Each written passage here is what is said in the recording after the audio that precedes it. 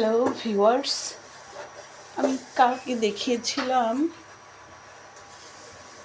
রুই মাছটা, একটু পুরনো রুই মাছ রসুন পেঁয়াজ দিয়ে রান্না করেছিলাম। আজকে যেটা রান্না করব বোয়াল মাছ, কিন্তু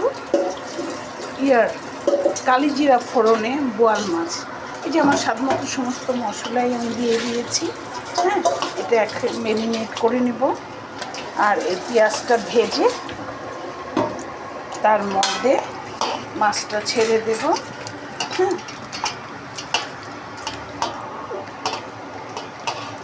আপনার পছন্দ মতো আপনি মশলা দিবেন। আমার পছন্দ মতো আমি মশলাটা দিয়ে মাছটা একটু নরম থাকার জন্য আজকে কালিজিরা ফোড়নে বোয়াল মাছটা আমি দেখাবো। হ্যাঁ, এই যে আমি ম্যারিনেট করে নিলাম। ম্যারিনেশনের সময় অবশ্যই তেলটা ইউজ করবেন। আপনার মাছ কষানোটা অর্ধেকটা এখানে হয়ে গেল। এই আর কি। বুয়া, একটু কালিজিরাটা দাও না, একটু দেখে। একটু কালিজিরা, আমাকে একটু কালিজিরা স্লাইড একটু আমার হাতে দাও। হ্যাঁ, ঠিক আছে। আমি একটু কালিজিরা দিব, দিয়ে পেঁয়াজ ছেড়ে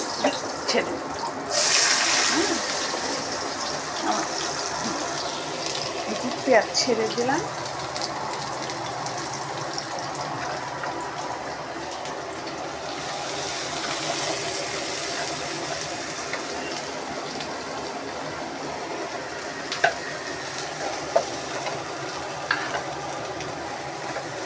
পেঁয়াজটা ভাজতে ভাজতে জালটা কমানো ছিল। হ্যাঁ, দুই কোটা আর কাঁচা মরিচটা পরে দেবো। পেঁয়াজটা ভেজে খালি আমি মাছটা কষিয়ে হালকা ঝোল হবে, ঝোল দিয়ে আমি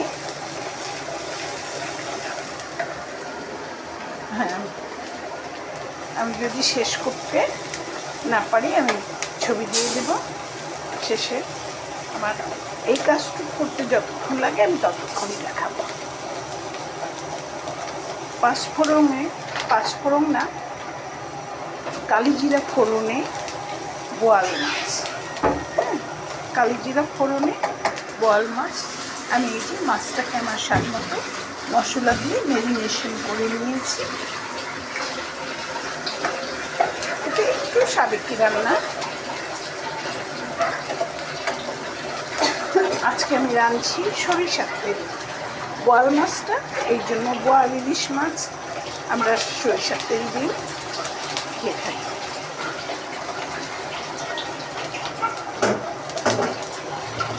সাদা তেলেও খারাপ হবে না, আপনার ঘরে যে অ্যাভেলেবল থাকবে তাই দিয়েই করবেন। একটু ভিন্নতা আনার জন্য আমরা কালিজিরাটা ইউজ করেছি। কলকাতার লোকজন কালিজিরাটা ইউজ করে মাছে। আমি আমার ফ্রেন্ড অর্চনাকেও দেখেছি মাছে কালিজিরা আমাকে একদিন খেতে দিয়েছিল, আমি দেখছিলাম। তো আমার বোন, ক্যানাডার বোনটা, সেদিন বললো যে মাছটা যদি একটু নরম থাকে তুমি কালিজিরা ফোড়ন দিবা, দেখো ভালো লাগবে। সেই জন্য বললাম অ্যানিকে, আমি বললো দাও, দিয়ে দাও, তোমার ইচ্ছে মতো রান্না করো। কালকে রান্না করেছি রুই মাছ, রসুন, স্লাইড রসুন, বোতল রসুন ব্যবহার করেছি একটু ভিন্নতা আনার জন্য। আর মাছটা যদি একটু পুরনো হয় সবসময় মনে রাখবেন গোটা রসুন ইউজ করবেন। বুয়া, একটুখানি দাও, ভালো লাগে। ঠিক আছে, আমি একটু রাখবো।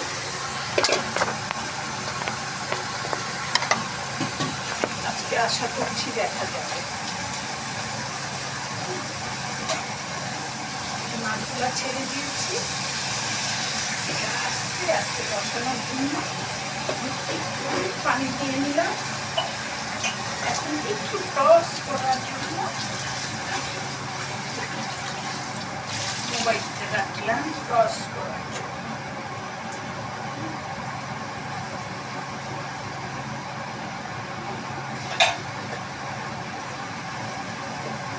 ঢাকনা দিও না, একটু ঢাকনাটা দিও।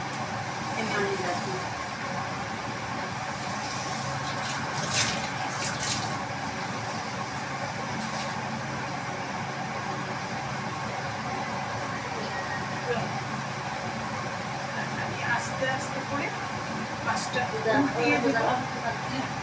উল্টিয়ে দেবো, দিয়ে কষাতে থাকবো।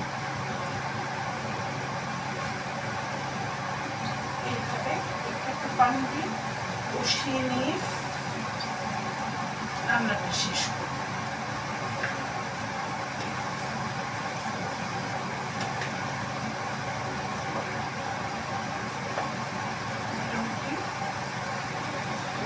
পেরেছি,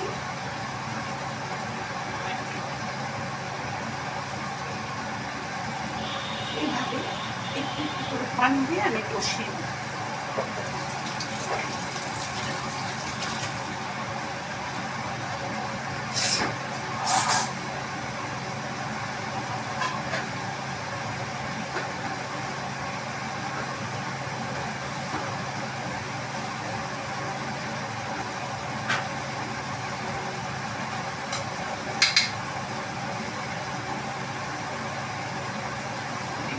কিছু কাঁচামরিচ ছিল, ওগুলো দিয়ে দেবো শেষে।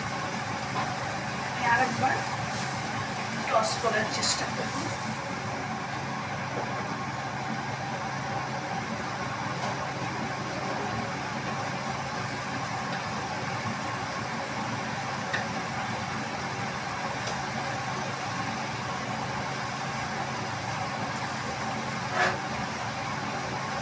ঢাকনা দিয়েছিলাম একদম,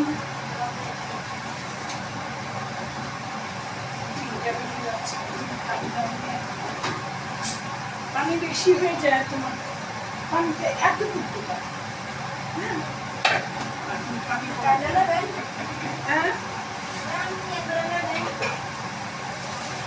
বুঝি না বাবা, আগে ভাব যাই হয়ে গেছিল তার চাল করো। তুমি সবসময় মেপে দিবা, কোনো সমস্যা নেই।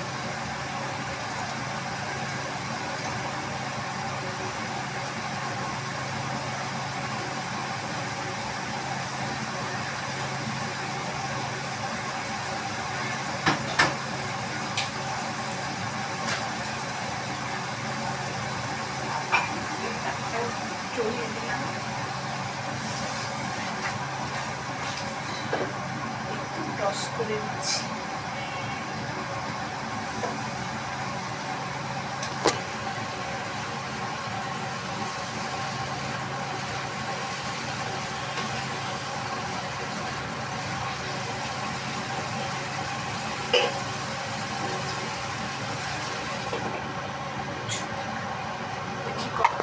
কি অবস্থা, 9 মিনিট হয়ে গেছে।